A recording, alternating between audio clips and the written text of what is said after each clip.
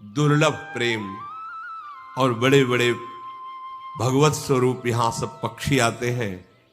मुझे 27 कल्प बीत गए यहां रहते हैं।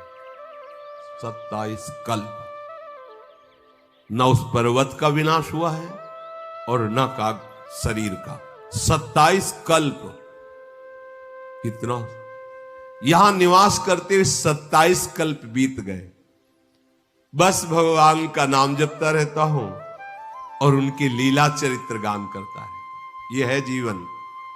परम सिद्धों का भी यही जीवन है और सबसे बड़ी साधना भी यही है। निरंतर नाम जप करते रहो, भगवान की चर्चा सुनो, भगवान का यश गाओ।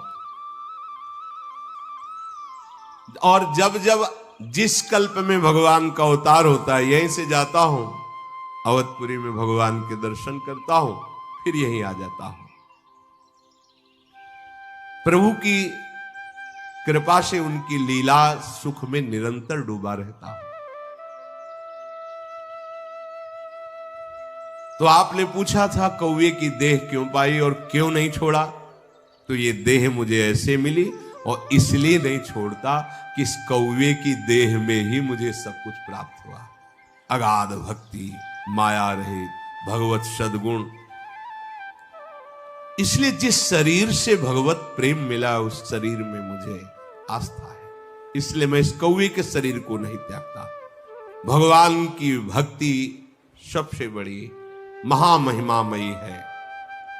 ताते यह तन मोहि प्रिय भयउ राम पद नेह, निज प्रभु दर्शन पायऊ गए सकल संदेह।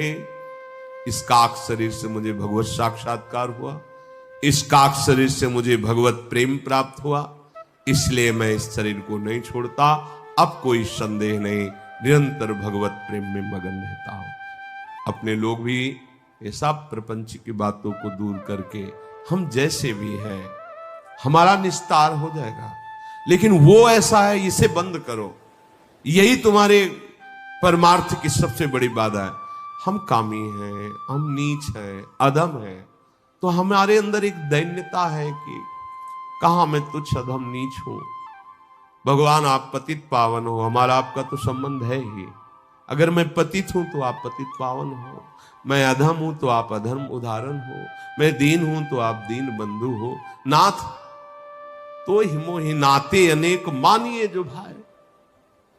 हमारा आपका तो संबंध है ही, हमारा काम बन जाएगा, भगवत प्राप्ति हो जाएगी। लेकिन यदि आप दूसरे पे अंगुली उठाएंगे तो आपका रजिस्टर जांच लिया जाएगा।